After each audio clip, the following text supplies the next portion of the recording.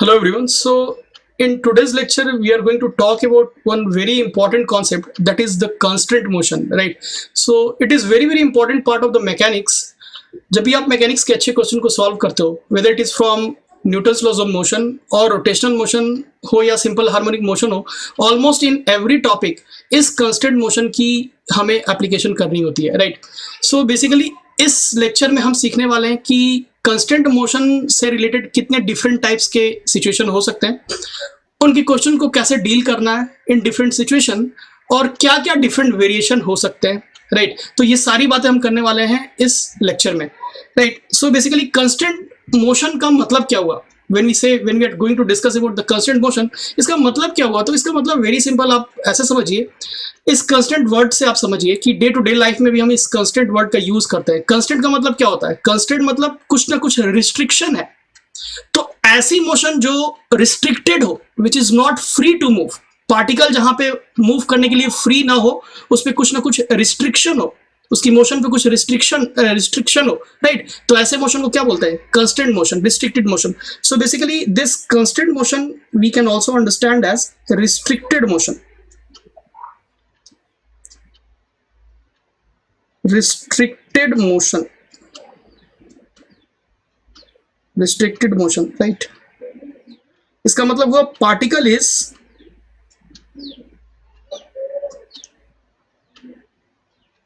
is not free to move,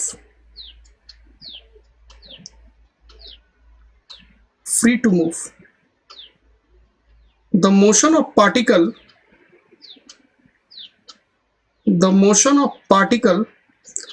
की जो motion है, the motion of the particle is restricted।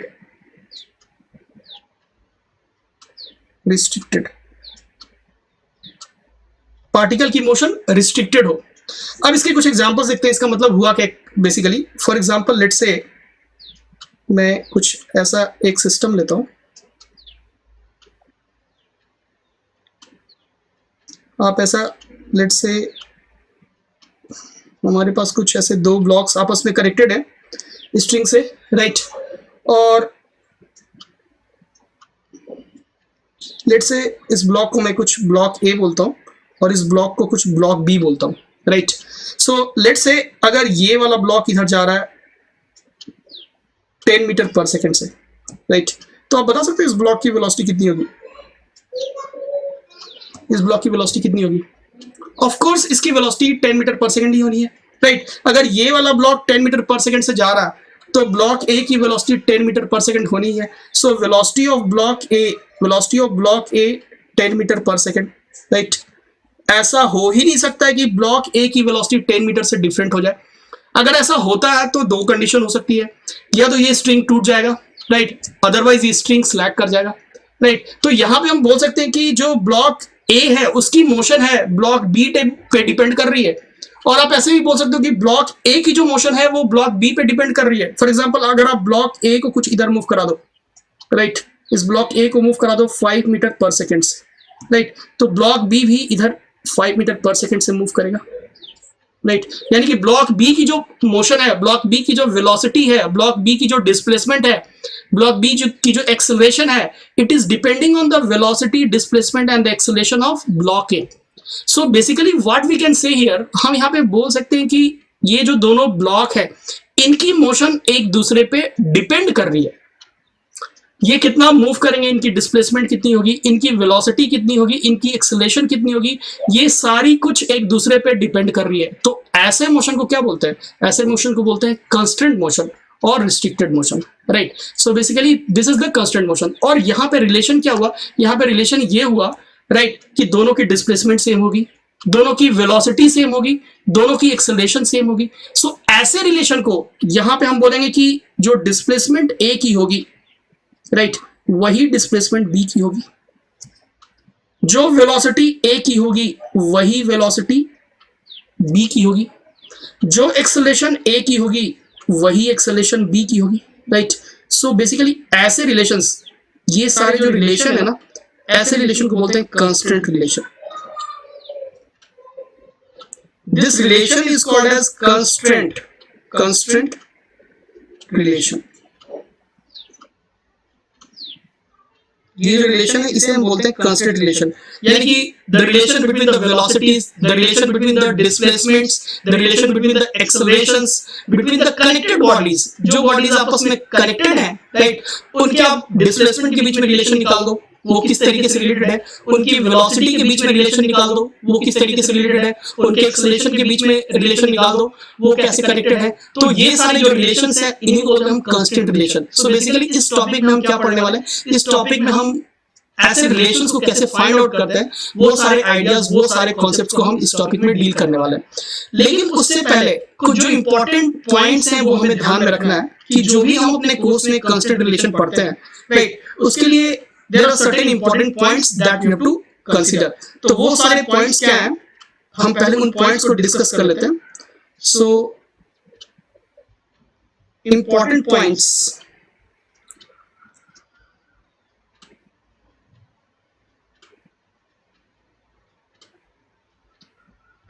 important points,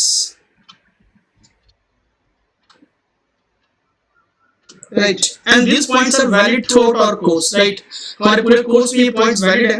सो जो पहला इंपॉर्टेंट पॉइंट्स हमें ध्यान में रखना है कि string pulley, all are string pulley are considered to be massless,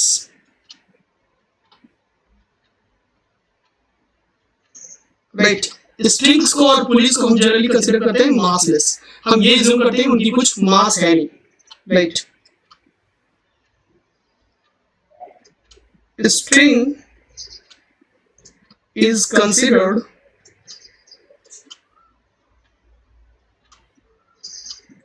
to be inextensible,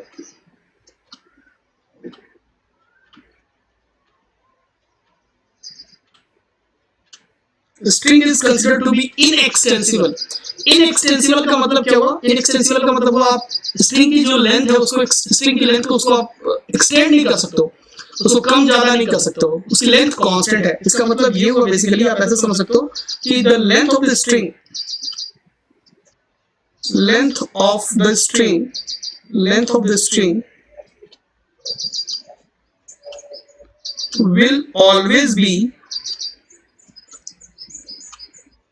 will always be considered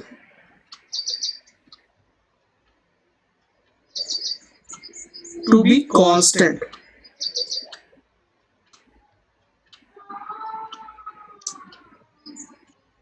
right, the length of the string will always be considered to be constant। तो ये सारे points को हम ध्यान में रखेंगे। String pulley are considered to be massless, string की कोई मास नहीं है, पुली की भी, पुली सिस्टम की भी जो भी पुलीज हम पढ़ेंगे उसकी हम मास को एज्यूम करेंगे कि उसके पास कोई मास नहीं है। String is considered to be inextensible, string की लेंथ हमेशा ही कांस्टेंट रहेगी। तो ये सारे पॉइंट जो है हम पहले से समझ के रखते हैं। और बेसिकली हम करते क्या यहाँ पे,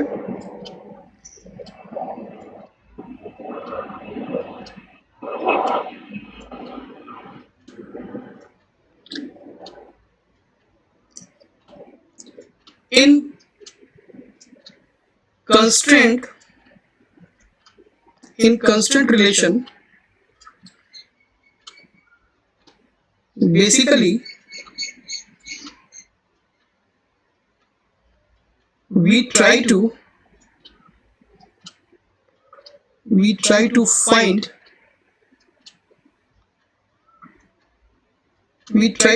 the relation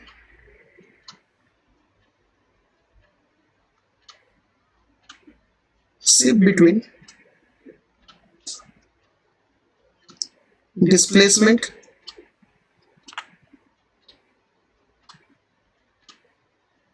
or velocity or acceleration, velocity or acceleration right? We find in constant relation, basically we try to find the relationship between the displacement or velocity or acceleration between the connected bodies, between the connected bodies, right?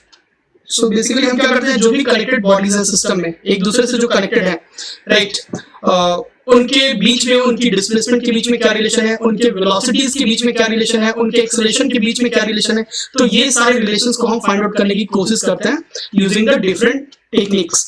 सो हम इस पूरे constant relation topic को basically हम 3 different parts में divide करके पढ़ेंगे। तो types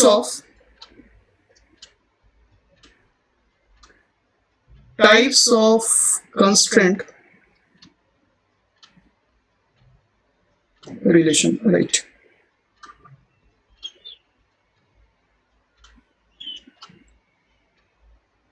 Types of constraint relation. So the first type we'll study about is the string constraint. String constant, and the second type will study about the wedge constant.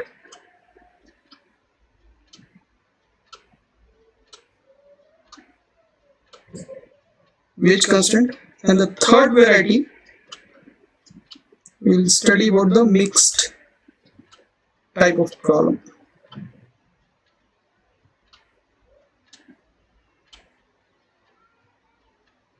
Right. So this way we'll categorize into 3 different categories the problem of the constant relation, right? First, we'll focus on the string constant, the problem related to the string pulley system, right? This string constant का मतलब वो ये string pulley system है. This is string pulley block system, string pulley block system, right? Wedge constant में of course wedge होगा, wedge block system, right? और इसमें क्या होगा, इसमें आपके string, pulley, wedge सब कुछ इन्वॉल्व रहेगा, right? So that is the mixed variety of problem. So एक एक करके हम देखते हैं, और बहुत सारे there can be 3-4 different techniques to solve such kind of constant relation problem. तो एक एक करके हम कोशिश करेंगे कि हर मेथड को हम डिटेल में विद प्रॉपर टेक्निक हम उसको समझें और उसके अप्रोच को अंडरस्टैंड करें, उसके अप्रोच को समझें कि कैसे उससे रिलेटेड क्वेश्चंस को सॉल्व करते हैं। So let's start with the string constant, right? So string constant,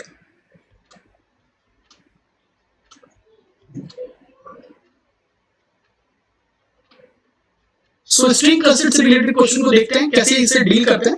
so to solve the problem based on the string constant, right, हमें क्या ध्यान में रखना है, हमें इस बात को हमेशा ध्यान में रखना है कि length of the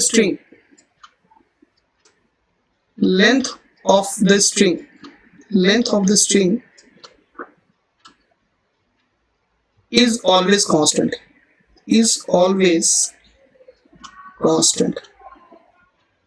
ये हम हमेशा ध्यान में रखते हैं कि जो स्ट्रिंग की लेंथ है वो हमेशा कांस्टेंट है। This is very very important, right? ये हमें ध्यान में रखना है। अब उसके बाद हम आते हैं कुछ स्टेप्स पे, कौन कौन से स्टेप्स हमें फॉलो करने हैं, राइट? सो फर्स्ट स्टेप, जो पहला सबसे स्टेप है जो हमें ध्यान रखना है, वो है identify the number of strings,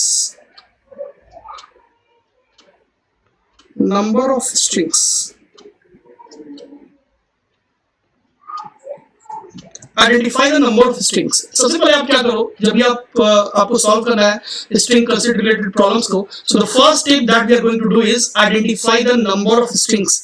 हमारे सिस्टम में कितने डिफरेंट स्ट्रिंग्स हैं उनको हम आइडेंटिफाई करेंगे, right? The second step is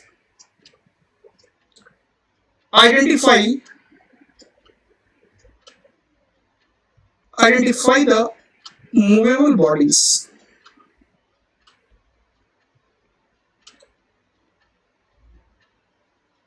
identify the strings, number of strings, identify the movable bodies, right?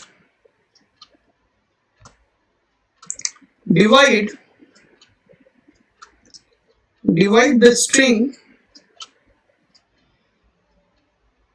into number of segments,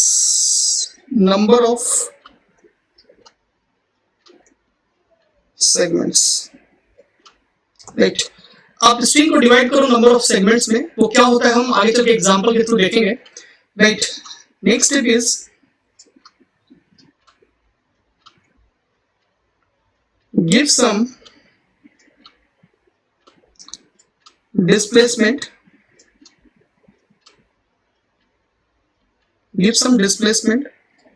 velocity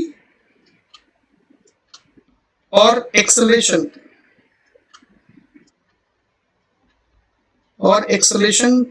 to the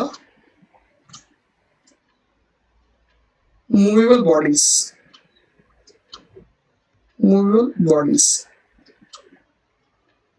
right? Right. So the first step is identify the number of string, identify the movable bodies, divide the string into number of segments. After that, give some displacement or velocity or acceleration to the movable bodies depending on the situation. हमें क्या calculate करना है उसके according आप जो movable bodies हैं उनको कुछ displacement दे दो, उनको कुछ velocity दे दो या acceleration दे दो to the movable bodies in any direction, right? In any direction.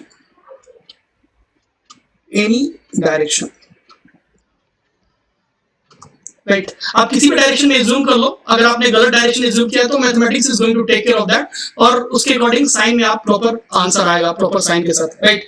After that try to form the equation,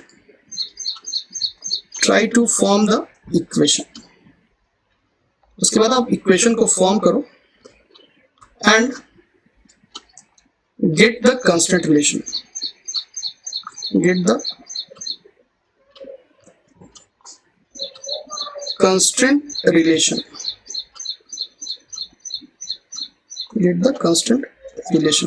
right? और इस इक्वेशन को फॉर्म करने के लिए जो कॉन्सेप्ट हम यूज करेंगे दैट कॉन्सेप्ट इज कि length of the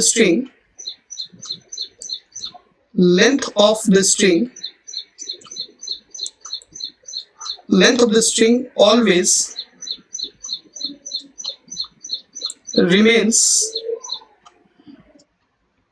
remains constant. So इस बेसिक फंडामेंटल को हम यूज करेंगे, राइट। इसके अलावा और जो एक कॉन्सेप्ट है, राइट, उसे हम देख लेते हैं क्योंकि उसकी एप्लीकेशन है। कांस्टेंट रिलेशन की किसी भी क्वेश्चन को आप सॉल्व करते हो तो जब तक हम इस फंडामेंटल कॉन्सेप्ट्स को क्लियर नहीं करेंगे will not be able to do that. So let's go through that concept also. So very important concept it is. For example, जैसे मैं कुछ एग्जांपल्स के थ्रू आपको समझाने की कोशिश कर रहा हूं। जैसे मान लो एक स्ट्रिंग है हमारे पास, राइट। स्ट्रिंग नहीं, आप ऐसे सोचो कि लेट्स से एक पार्टिकल यहाँ पे है, इस पार्टिकल को मैं A बोल रहा हूँ, राइट। और किसी इंस्टेंट पे ये डिस्टेंस है दोनों पार्टिकल की और एक पार्टिकल B यहाँ पे, राइट। और इस पार्टिकल A और B के बीच में किसी इंस्टेंट पे at any instant the distance between A and B is let's say x. Let's say at any instant the distance between A and B is x, and here let's say A is at rest. A is at rest and B is moving in this direction with velocity something, let's say 10 meter per second. Correct, no? A and B both are at a distance of x at any instant. A is at rest and B is moving with distance of 10 meter per second like this, right? This x is distance between A and B. Distance between A and B. A and B. अगर मैं आपको बोलूं यहां पे कि आप calculate करो dx by dt,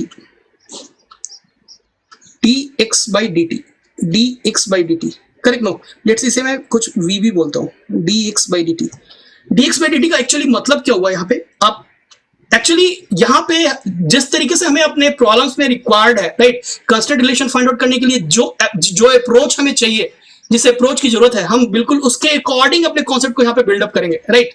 जिस तरीके से whatever it that is required to solve the problem in the constant relation, exactly the same approach will learn here, right. इसकी हमें हर ऑलमोस्ट एवरी क्वेश्चन जो कांस्टेंट रिलेशन की हम पढ़ेंगे वहां पे इस अप्रोच की जरूरत पड़ेगी। तो हम एक बार इसे अच्छे से समझ लेते हैं। फॉर एग्जांपल, अगर मैं आपको बोलूं dx by dt, तो इसका मतलब क्या हुआ, इसको हम कैसे समझेंगे? तो dx by dt का बेसिकली मतलब हुआ यहां पे the rate at which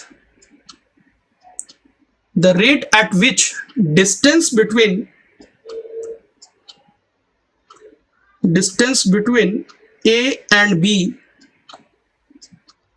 is changing. The rate at which the distance between A and B is changing. ये इसका मतलब हुआ, राइट।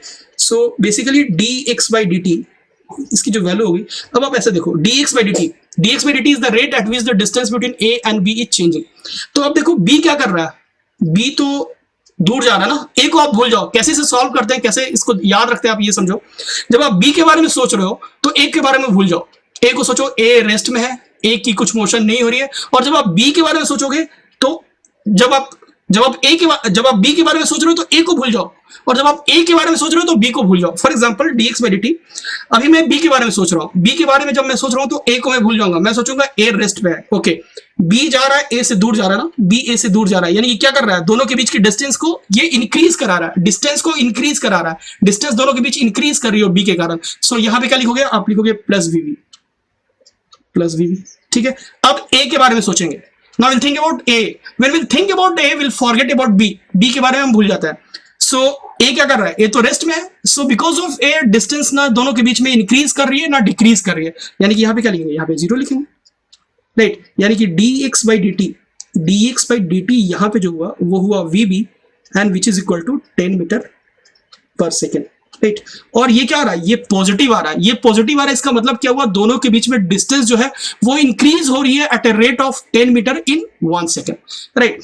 फॉर एग्जाम्पल, मैं एक और एग्जाम्पल लेता हूं, जैसे आप मान लो यहाँ पे लेट्स से ये a है और ये b है, और किसी इंस्टेंट पे दोनों के बीच की कुछ डिस्टेंस, इसे मैं कुछ x1 बोलता हूँ, राइट। और आप इस बार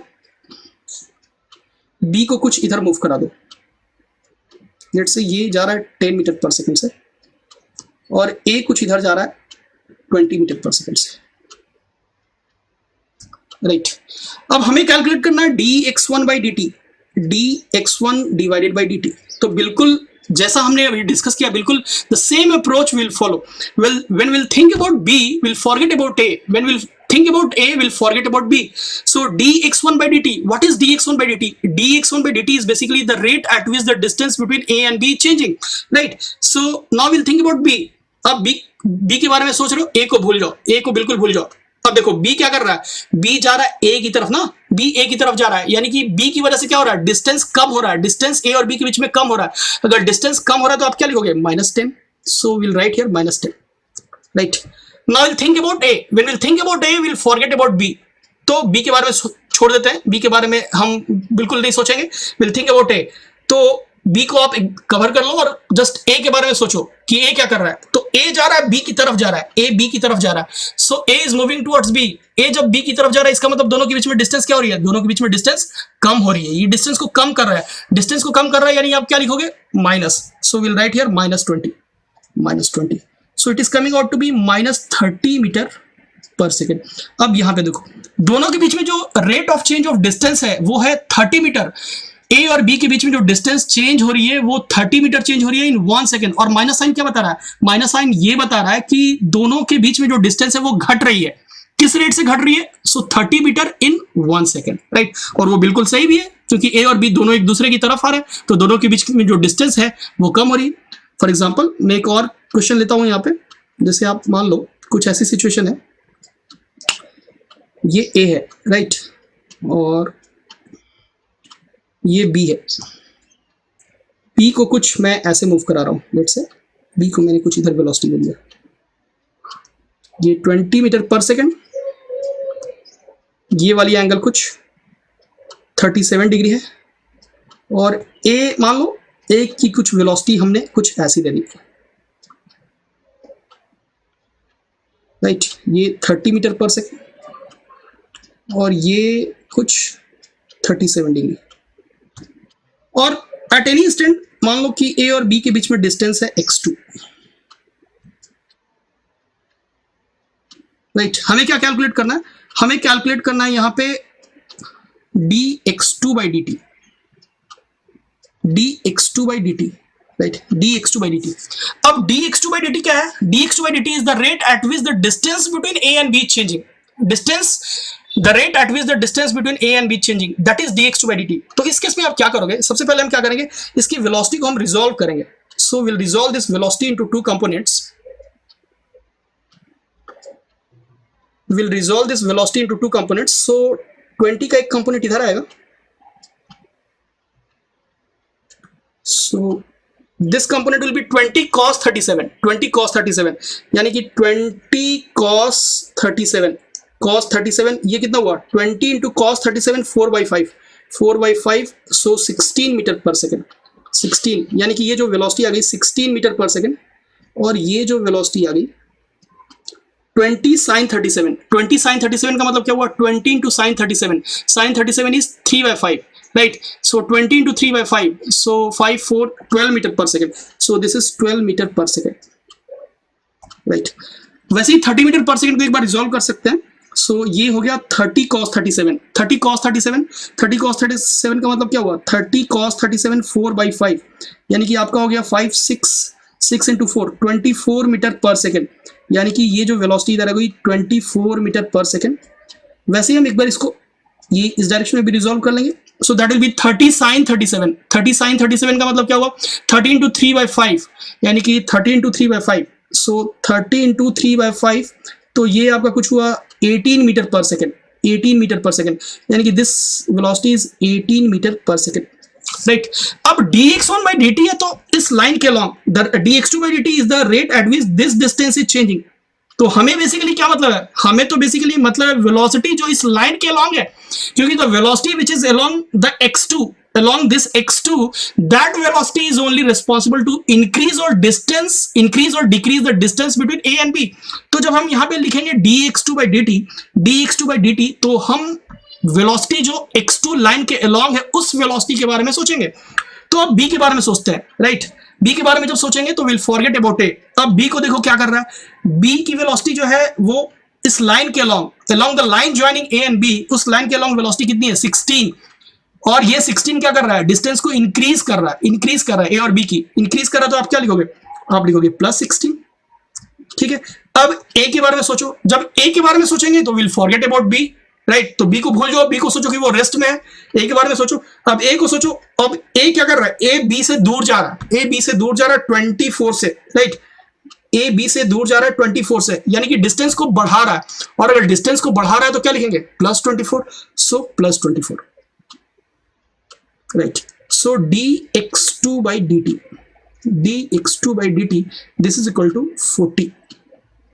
40 मीटर पर सेकेंड, यानी कि द रेट एट विच, जिस रेट से a और b के बीच की डिस्टेंस चेंज हो रही है वो है 40 metre per second, 40 metre per second है, और ये पॉजिटिव आ रहा है, यानी कि इनके बीच की जो डिस्टेंस है वो इंक्रीज कर रही है, 40 मीटर पर सेकेंड वो इंक्रीज कर रही है, राइट। और ये जो वर्टिकल कंपोनेंट्स है उनके कारण एक दूसरे के रिस्पेक्ट में इनका एक रोटेशनल मोशन आएगा, तो हम उसके बारे में नहीं जाएंगे, राइट, उसकी जरूरत है नहीं। So basically we need the component of velocity which is along the line joining A and B, जो ए और बी के अलोंग द लाइन ज्वाइनिंग है उसके अलोंग हमें वेलोसिटी की जरूरत पड़ेगी।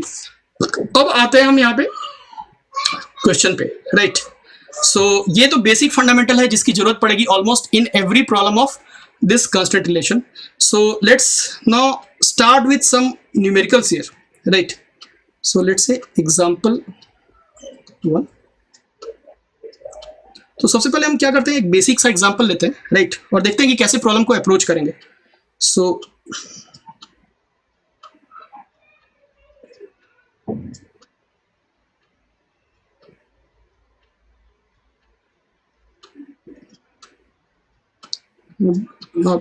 एक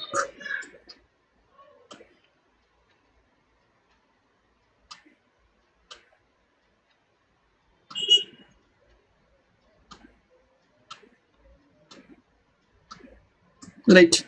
तो एक बिल्कुल बेसिक सा हमने क्वेश्चन लिया है यहाँ पे, और let's say this is A,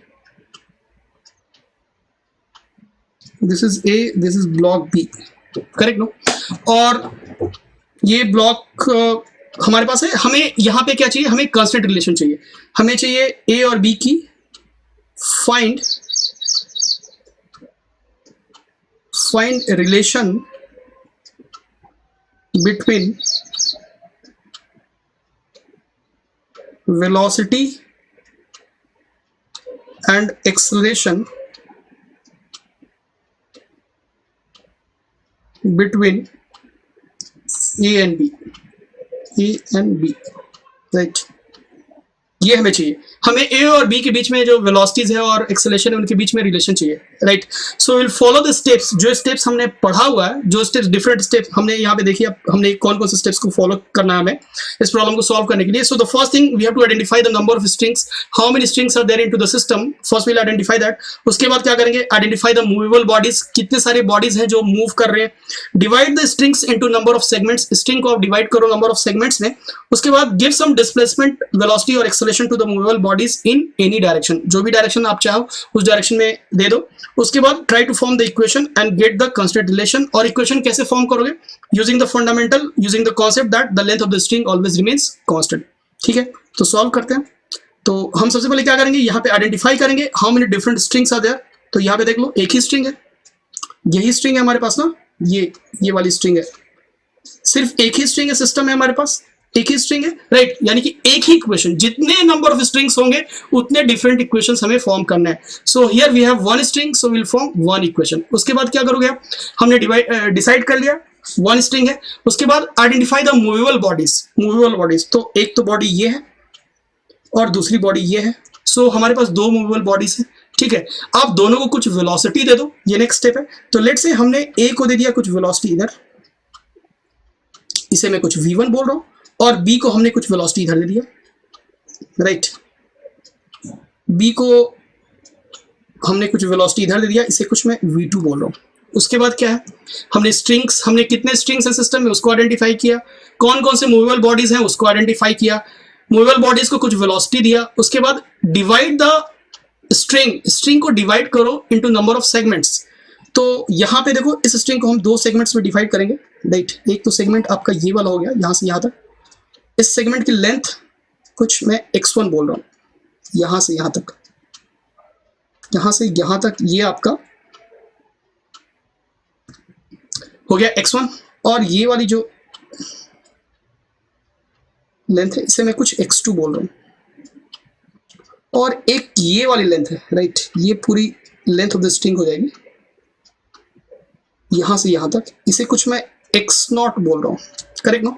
so x1, x2 and x0।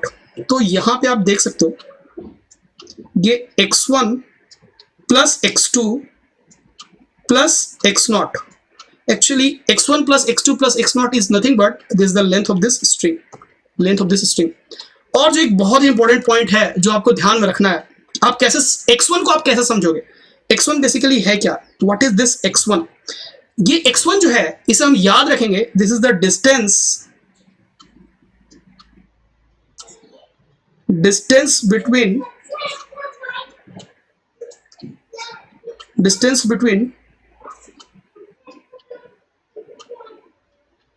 Block A and centre of pulley, centre of pulley, right? ये जो ब्लॉक है, ब्लॉक A और ये पुली का जो सेंटर है, इसके बीच की डिस्टेंस है x1। हमेशा बिल्कुल वैसे ही हमें याद रखना है, इसकी बहुत ज्यादा इंपॉर्टेंस है। जब न्यूमेरिकल्स में अभी आगे चल के सॉल्व करें तो आप रियलाइज करोगे कि ये पॉइंट कितना ज्यादा इंपॉर्टेंट है, right? So basically this x1 is the distance between the block A and the centre of pulley. What is this x2? This x2 is the distance, इस x2 को हम ध्यान में रखेंगे, this is the distance between block B and center of pulley, center of pulley ये है, right?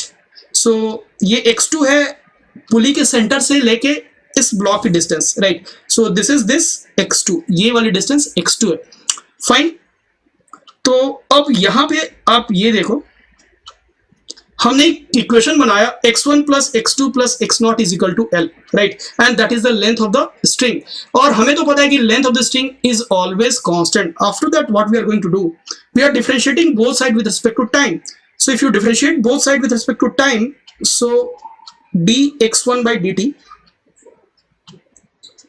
plus dx2 divided by dt plus dx0 by dt, right, this is equal to dl by dt. so dl by dt जो है वो हमेशा zero होगा। क्यों zero होगा? क्योंकि हमने पहले ही पढ़ा कि length of the string is inextensible. String जो है वो इनएक्सटेंसिबल है, स्ट्रिंग की लेंथ कभी भी चेंज हो नहीं सकती है, ये हमेशा ही कांस्टेंट है। तो कांस्टेंट है तो उसका डिफरेंशिएशन क्या होगा? उसका डिफरेंशिएशन तो जीरो ही होगा ना। So dl by dt is equal to zero. Now dx1 by dt, आप देखो क्या है, x1 क्या है? x1 is the distance between the center of the pulley. x1 is the distance between the center of the pulley and this block A. So dx1 by dt क्या है? The rate at which the distance between the center of the pulley and the block A is changing, वो dx1 by dt है, right. तो उसे कैसे लिखेंगे? उसे लिखने का तरीका अभी हमने थोड़ा डिस्कस किया।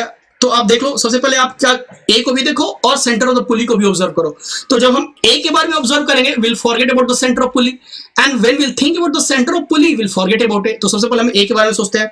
ए को तो हमने एज्यूम किया ऊपर जा रहा है v1 से, राइट, यानी कि ए ऊपर जा रहा है v1 से, यानी कि ए की वजह से सेंटर ऑफ द पुली और ए के बीच में डिस्टेंस क्या है? मान लो ये सेंटर ऑफ द पुली है, ठीक है, ये सेंटर ऑफ द पुली है, और ये क्या है? ये है आपका block A, block A centre of the पुली। तो ब्लॉक ए जा रहा है सेंटर ऑफ द पुली की तरफ, block A centre of the पुली की तरफ जा रहा है, यानी कि दोनों के बीच की डिस्टेंस को वो क्या कर रहा है? कम कर रहा है ना, कम कर रहा है। तो आप क्या लिखोगे यहाँ पे लिखोगे -v1। उसके बाद सेंटर ऑफ द पुली के बारे में सोचो। तो सेंटर ऑफ द पुली के बारे में जब आप सोचोगे तो ब्लॉक के बारे में भूल जाओगे। तो सेंटर ऑफ पुली तो रेस्ट में है, यहाँ देखो, यहाँ पे सेंटर ऑफ द पुली, तो यहाँ पे देख लो, यहाँ बिल्कुल फिक्स रिजिड सपोर्ट से कनेक्टेड है। तो ये सेंटर ऑफ द पुली तो मूव कर ही नहीं सकता है। तो सेंटर ऑफ पुली अगर मूव नहीं कर सकता तो उसकी वेलोसिटी क्या है? जीरो है। So that velocity is zero, so this is zero. Plus dx2 by dt, what is x2? x2 is the distance between the center of the pulley and the block, center of the pulley और block के बीच की distance है वो, right? So dx2 by dt is what? dx2 by dt is the rate at which the distance between the center of the pulley and the block B is changing, right? तो block B के बारे में आप देखो, block B तो v2 से जा रहा है ना, v2 से जा रहा है, और block B पुली के सेंटर से, यहाँ पे देख लो, ये पुली का सेंटर है और ये ब्लॉक बी है, राइट। ब्लॉक बी पुली के सेंटर से दूर जा रहा है, यानी कि डिस्टेंस को क्या कर रहा है? इंक्रीज कर रहा है। जब इंक्रीज कर रहा है तो क्या लिखोगे आप? +v2, right. सो यहां पे लिखेंगे +v2। अब पुली के सेंटर के बारे में सोचते हैं, वो तो रेस्ट में ही है, उसकी वजह से कोई दोनों के बीच में डिस्टेंस चेंज हो नहीं रहा है, तो जीरो। dx0 by dt। अब ये आप ध्यान में रखो, ये वाला जो पार्ट है, दिस पार्ट, ये जो पार्ट है, ये तो पार्ट, अब ये पार्ट तो हमेशा कांस्टेंट ही रहेगा ना। ये वाला सेगमेंट, इस सेगमेंट की और इस सेगमेंट की, ये जो x1 फर्स्ट सेगमेंट है, इस सेगमेंट की लेंथ में चेंज होगी, इंक्रीज हो सकती है, डिक्रीज हो सकती है। इस सेगमेंट की लेंथ में चेंज हो सकती है, इंक्रीज हो सकती है, डिक्रीज हो सकती है। लेकिन ये वाला जो पार्ट है, इतना जो लेंथ है पुली के ऊपर, वो तो हमेशा कांस्टेंट ही रहेगा, उसकी लेंथ में कोई भी चेंज आएगा नहीं। अगर उसकी लेंथ में कोई चेंज आएगा नहीं तो dx0 by dt is equal to 0. So this dx0 by dt, this term will always be equal to 0, right? और एक्चुअली हमें आगे चल के जब हम नेक्स्ट प्रॉब्लम को करेंगे तो वहां हम इसे यूज भी नहीं करेंगे, क्योंकि उसका डिफरेंशिएशन तो हमेशा जीरो ही होगा, राइट? तो उसकी जरूरत है नहीं हर बार लिखने के लिए। So this becomes equal to -v1 plus v2, this is equal to 0, and from here we can get v1 is equal to v2. तो हमारे पास जो रिलेशन आया कांस्टेंट रिलेशन का, वो आया v1 is equal to v2, यानी कि दोनों की वेलोसिटी सेम है। और अगर आप इसे एक बार और डिफरेंशिएट कर दो तो हमारे पास क्या आएगा? dv1 by dt, this is equal to dv2 by dt, right? So this is a1 is equal to a2. तो ये रिलेशन हमारे पास आ जाएगा, एक्सेलरेशन का रिलेशन भी आ जाएगा, राइट? तो बेसिकली ये बेसिक अप्रोच होता है ऐसे प्रॉब्लम को सॉल्व करने के लिए, राइट? तो हम एक क्वेश्चन और कंसीडर करते हैं, एक प्रॉब्लम और लेते हैं यहाँ पे।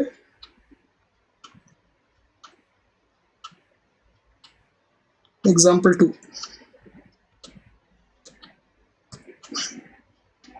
जैसे for example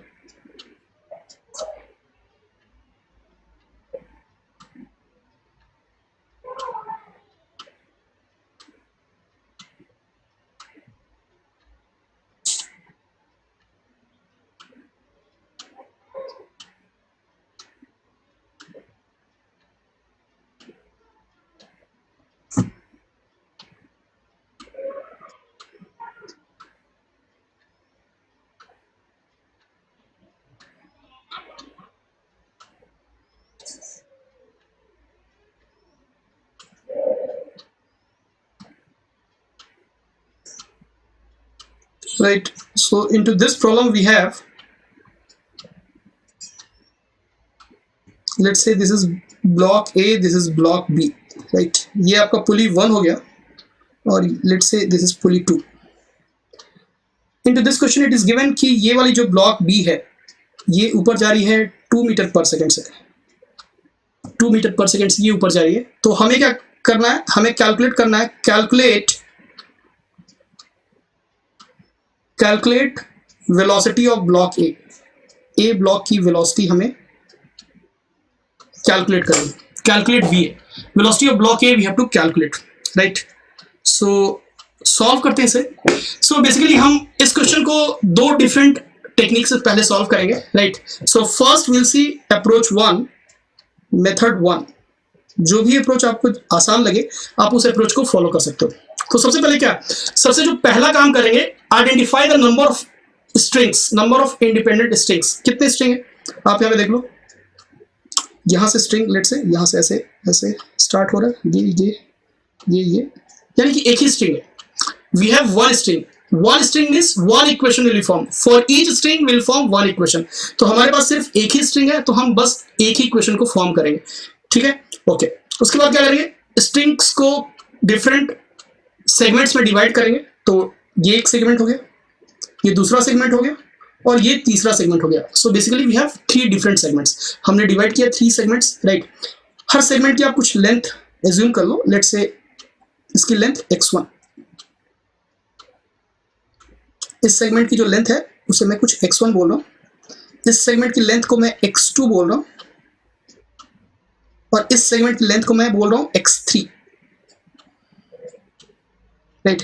this is x3. और हमें ध्यान में रखना है, which is very very important point, what is x1? x1 is the distance between center of the pulley 1 P1 and the block A. What is x2? x2 is the distance between the center of pulley 1 and the center of the pulley 2. What is x3? x3 the distance between this point, ये rigid support जहां fix है वहां से और centre of the पुली 2 उसके बीच की distance है, right. सो x1 x2 x3 ये हमें ध्यान में रखना है. ओके, उसके बाद क्या करेंगे, जो मूवेबल बॉडीज हैं उनको कुछ वेलोसिटी दे देंगे, राइट. हमें वेलोसिटी के बीच में रिलेशन निकालना है तो वेलोसिटी दे देते हैं. तो b ऊपर जा रहा है 2 मीटर पर सेकंड से, ऑलरेडी दिया हुआ है तो उसके बारे में तो सोचना है नहीं, राइट. a जो है a की वेलोसिटी आप किसी भी डायरेक्शन में ले लो, राइट. आप ऐसे कर सकते हो कि लेट्स से कि a की वेलोसिटी हमने कुछ v1 एज्यूम कर ली और b चूंकि ऑलरेडी ऊपर जा रहा है तो आप b को कुछ v2 दे दो. बाद में हम v2 को यूज कर लेंगे, v2 is equal to 2 metre per second. एक बार हमारे पास रिलेशन आ जाएगा, कांस्टेंट रिलेशन, राइट. वेलोसिटीज के बीच में हमारे पास एक बार रिलेशन आ गया तो हम उसको यूज कर लेंगे, v2 is equal to 2 metre per second. Okay, अब हम क्या करते हैं, अब हम यहां पे लिखते हैं अप्रोच 1 में x1 plus x2 plus x3. This is equal to length of the string which is constant, right. After that what we'll do, we'll differentiate both sides. So dx1 by dt plus dx2 by dt plus dx3 divided by dt, and this is equal to 0. dx1 by dt. What is this dx1 by dt? dx1 by dt is the rate at which the distance between the center of the pulley and the block A is changing.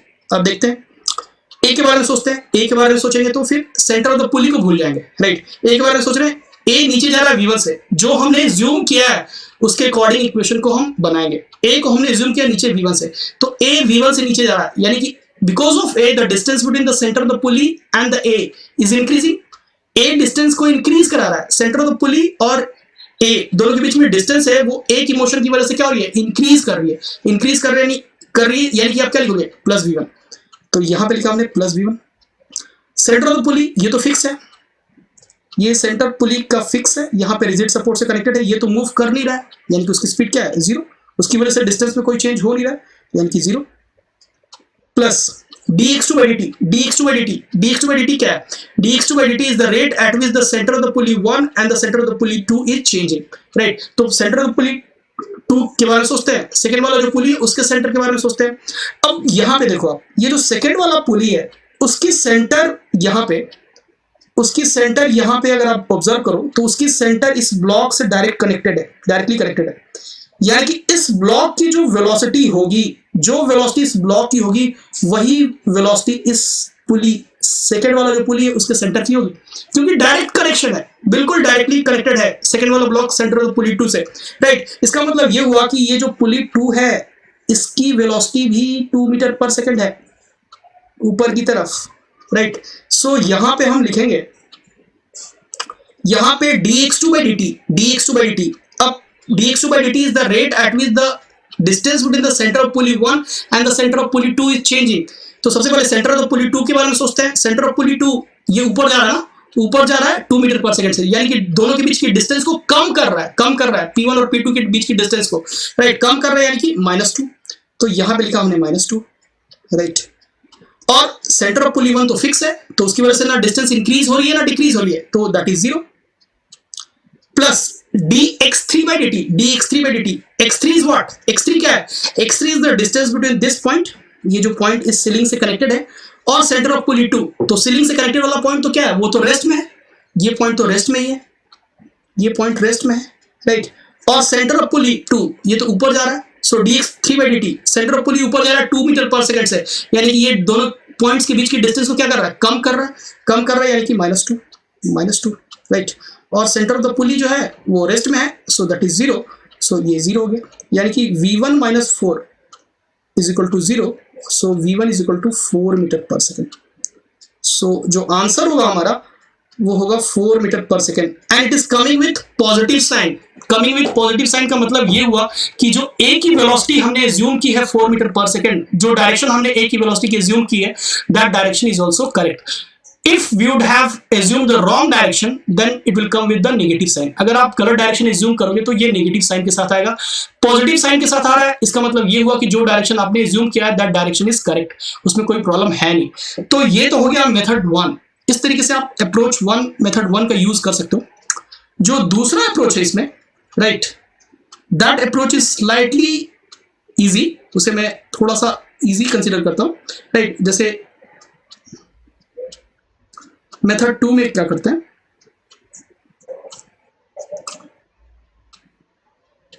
Method 2 भी exactly same है, इसमें बस difference क्या है कि जितने भी segments हैं आप उन सेगमेंट को पहले यहां पे ड्रॉ कर दो, right. For example we have 3 segments, this is segment 1, segment 2, segment 3। इन सेगमेंट्स को ड्रॉ कर दो, सेगमेंट्स को हमने ड्रॉ किया, for example this is segment 1, this is segment 2, this is segment 3, right. Segment 3 को ड्रॉ किया, तीनों ही सेगमेंट को ड्रॉ किया। उसके बाद जो एंड पॉइंट्स हैं, फॉर एग्जांपल ये एंड पॉइंट हुआ, ये वाला एंड पॉइंट हुआ, ये वाला एंड पॉइंट हुआ। तो एंड पॉइंट से जुड़े हुए जो पार्टिकल्स, मूवेबल बॉडीज हैं, उनकी वेलोसिटीज को आप यहां पे दिखाओ। फॉर एग्जांपल जैसे मान लो ये सेगमेंट लेता हूं, फर्स्ट वाला सेगमेंट, ये सेगमेंट, राइट, ये फर्स्ट वाला सेगमेंट है, ये x1 वाला सेगमेंट है, ये x2 वाला सेगमेंट है, ये x3 वाला सेगमेंट है, करेक्ट नो। तो फर्स्ट सेगमेंट से जो यहां से एक ए बॉडी कनेक्टेड है, ए v1 से नीचे जा रहा है, यानी कि ये वाला एंड बेसिकली ये v1 से नीचे जा रहा है, ठीक है। दूसरा एंड जो है वो तो सेंटर ऑफ पुली से कनेक्टेड है, जो कि रेस्ट में है, यानी ये वाला एंड रेस्ट में है, ठीक है। सेकंड सेगमेंट के बारे में सोचो, ये वाला, तो ये वाला तो इस पुली के सेंटर से हम एज्यूम करते हैं कनेक्टेड है, जो कि 2 से ऊपर जा रहा है, सो 2 से ऊपर जा रहा है, so this end is going up with 2 metre per second, ये 2 से ऊपर जा रहा है, और ये तो रेस्ट में ही है ना। सेकंड वाला सेगमेंट देखो, ये तो एज्यूम कर रहे हैं centre of the pulley, right, तो वो रेस्ट में है। Third segment this point, third segment ये 2 से ऊपर जा रहा है, this going up with 2 metre per second, so it is going up with 2 metre per second, और ये तो रेस्ट में ही है, राइट। अब हम यहां भी यूज करते हैं जो कॉन्सेप्ट फंडामेंटल को, कि हमें तो पता है कि length of the string is constant. String की लेंथ कांस्टेंट, इसका मतलब हुआ कि स्ट्रिंग की लेंथ में कोई चेंज आया नहीं, यानी कि change in length of the string is equal to 0। यानी कि यहां पे हम बोल सकते हैं कि डेल्टा एल जो is equal to 0। Delta L का मतलब हुआ कि change in the length of the string, this is equal to 0। तो अब यहां पे देखो, इस पॉइंट, ये पॉइंट जो है, ये पॉइंट, ये वाला पॉइंट, ये v1 से नीचे जा रहा है ना, ये v1 से नीचे जा रहा है, यानी कि स्ट्रिंग की इस सेगमेंट की लेंथ को ये क्या कर रहा है, बढ़ा रहा है। बढ़ा रहा है तो आप लिखोगे प्लस v1, ये प्लस v1, इस सेगमेंट की लेंथ बढ़ गई, प्लस v1, राइट। अब एक्चुअली आप ऐसा समझो कि delta x1 plus delta x2 plus delta x3, delta x3 ये 0 ही होना है। डेल्टा x1 क्या हुआ, delta x1 is the change in the length of the segment 1, delta x2 is the change in the length of segment 2, delta x3 is the change in length of the segment 3। और हमें पता है कि length of the string has to be constant, तो हर segment की जो total length में चेंज आया, हर सेगमेंट की लेंथ को अगर पूरे चेंज को मिला दे, तो उसका जो अलजेब्रिक एडिशन है वो 0 होना चाहिए, क्योंकि हमें तो पता है कि स्ट्रिंग की length will be constant. So v1 इसकी वजह से लेंथ में इंक्रीज आया तो हमने लिखा v1, राइट। और ये तो रेस्ट में ही, इसकी वजह से लेंथ में कोई, इस सेगमेंट की लेंथ में कोई चेंज आया नहीं। अब सेकंड वाले सेगमेंट में आते हैं। सेकंड वाले सेगमेंट में अगर आप ये देखो तो ये पॉइंट ऊपर जा रहा है 2 से ऊपर जा रहा है, this point is going up with 2, यानी कि इस सेगमेंट की लेंथ को ये क्या कर रहा है, कम कर रहा है, यानी कि -2। और ये तो रेस्ट में है, ये पॉइंट तो मूव नहीं कर रहा, this point is not moving. इसका मतलब हुआ ये लेंथ को, इस सेगमेंट की लेंथ को ना इंक्रीज कर रहा है ना डिक्रीज कर रहा है, तो 0 प्लस ये जो थर्ड वाला सेगमेंट है ये भी ऊपर जा रहा है, ये वाला एंड ऊपर जा रहा है, ये वाला एंड ऊपर जा रहा है 2 मीटर पर सेकंड से, यानी कि ये भी इस सेगमेंट की लेंथ को डिक्रीज कर रहा है, यानी कि -2, राइट। और ये तो फिक्स है, ये मूव नहीं कर रहा है, यानी कि इसकी वजह से इस सेगमेंट की लेंथ में कोई चेंज हो नहीं रही, यानी कि 0।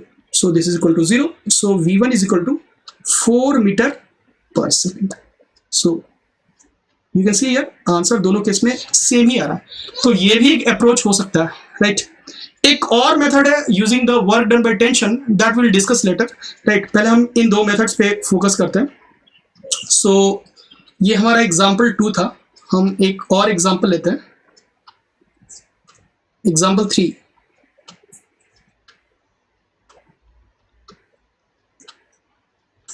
एग्जाम्पल 3 में पहले ड्रॉ करते हैं सिचुएशन को।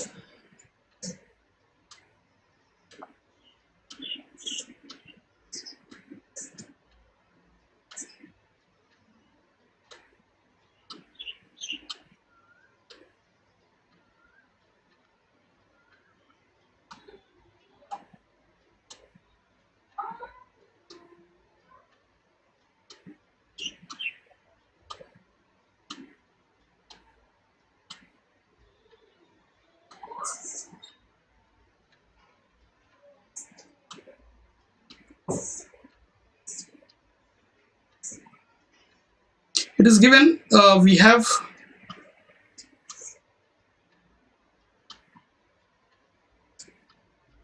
let's say this is block A, this is block B, let's say this is pulley 1, this is pulley 2, right। और क्वेश्चन में दिया हुआ है कि ये वाला जो है 2 मीटर पर सेकंड से, ये क्वेश्चन तो हमने अभी डिस्कस किया, सेम क्वेश्चन है ना, सेम क्वेश्चन है, राइट। सो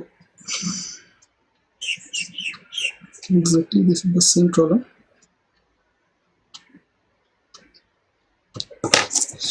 लेते हैं दूसरा एक problem.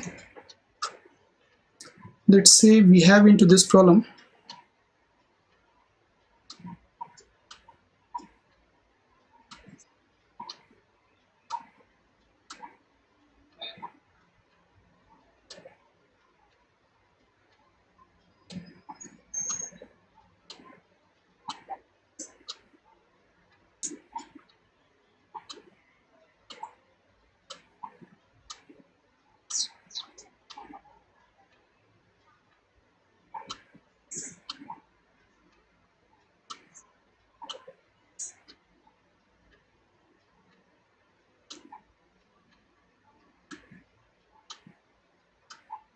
this problem we have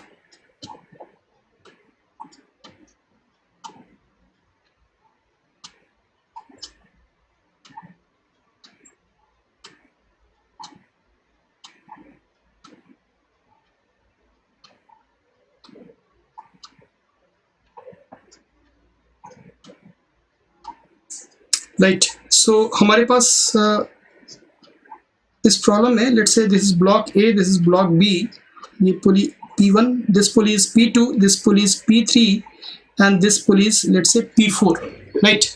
It is given this block is moving down, ये कुछ V2 से जा रहा है, तो हमें A की वेलोसिटी निकालनी है, right? Calculate the velocity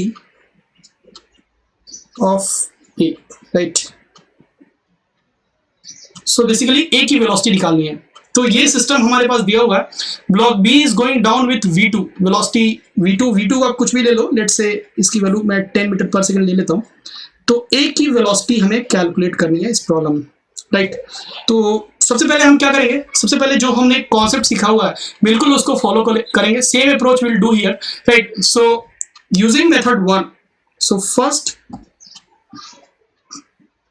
using method 1 का यूज करते हैं। Identify the number of strings, number of independent strings, कितने डिफरेंट स्ट्रिंग्स हैं आप आइडेंटिफाई करो।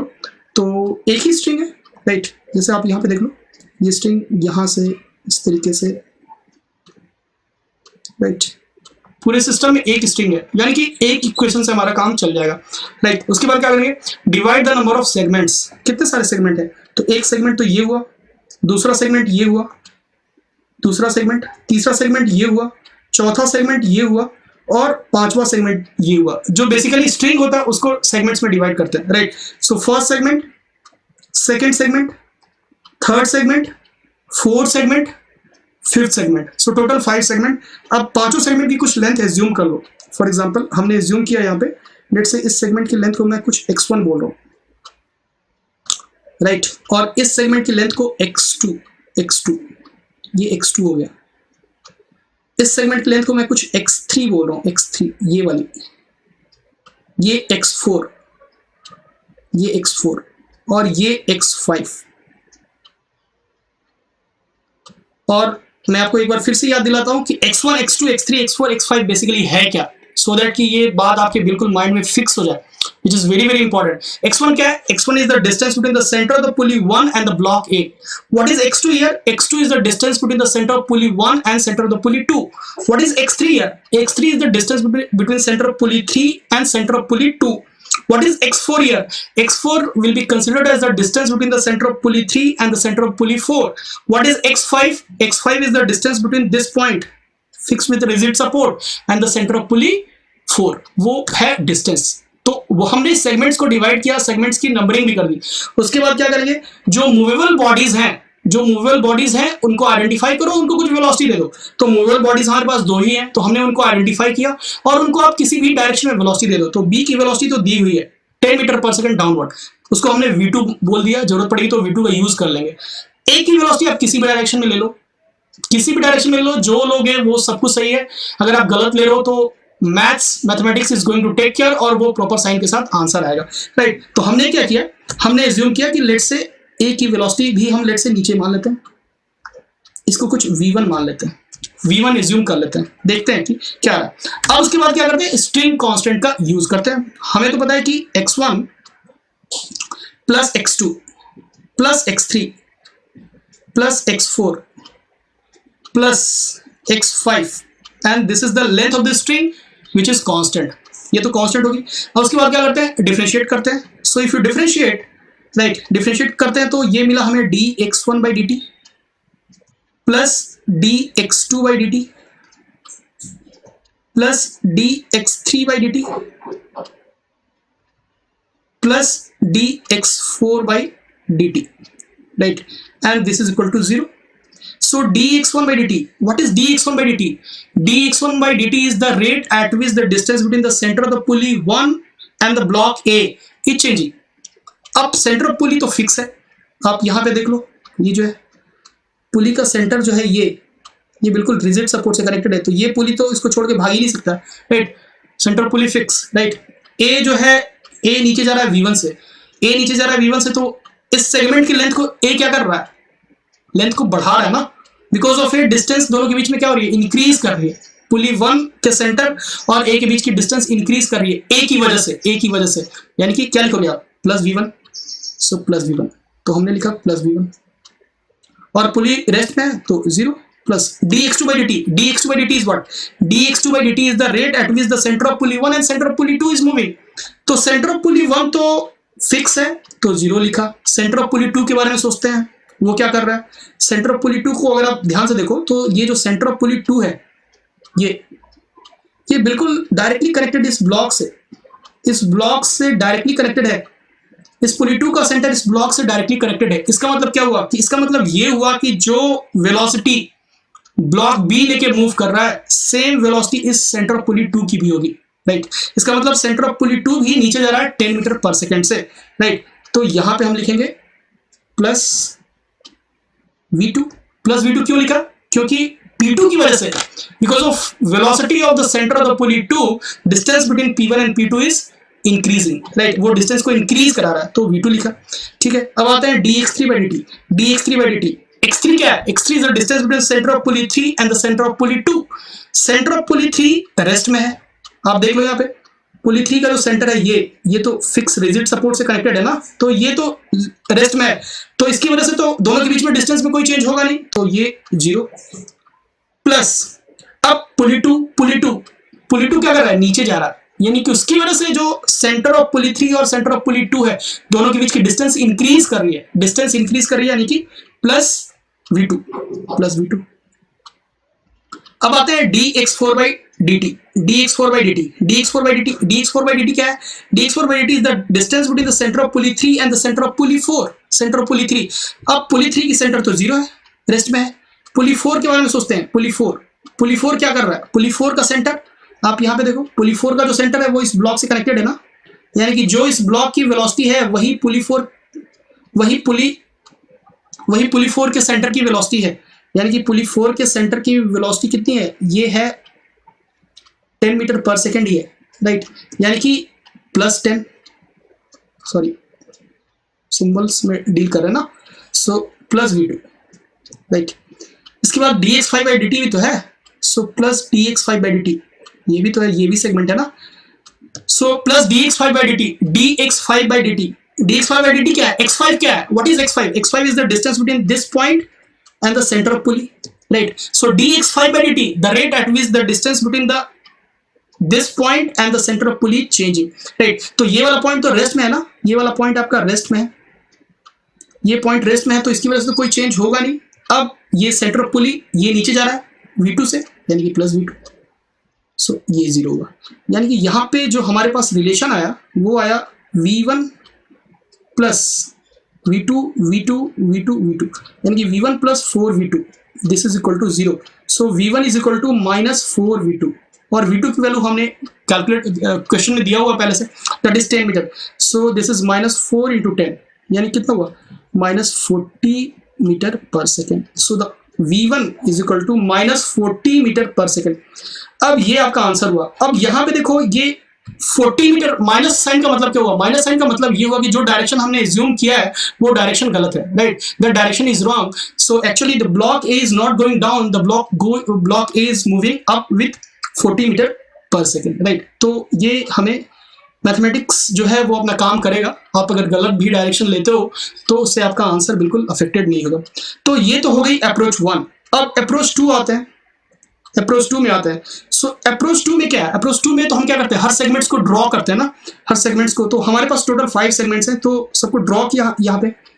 First segment, second segment, third segment, fourth segment, fifth segment, सारे सेगमेंट्स को हमने ड्रॉ किया. और जो बॉडीज कनेक्टेड हैं इन सेगमेंट्स के एंड्स पे, उनकी वेलोसिटी दिखा देते हैं यहाँ पे.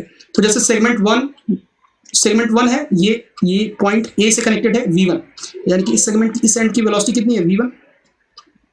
ये तो रेस्ट में है, पुली के सेंटर से कनेक्टेड है जो कि रेस्ट में है, ये रेस्ट में है. राइट. सेगमेंट 2, ये सेगमेंट 2 यानी कि पुली 2 की वेलोसिटी V2, तो इसकी वेलोसिटी V2, ये 0 है. राइट. सेगमेंट 3 पे आ लो. सेगमेंट 3 ये पुली 2 के सेंटर. राइट. ये जो मूव कर रही है V2 से, V2, यानी कि this is moving with V2, और ये 0. सेगमेंट 4 पे आ जाओ आप. सेगमेंट 4 ये वाला सेगमेंट 4 है ना, दिस इज सेगमेंट 4, ये वाला सेगमेंट 4 है.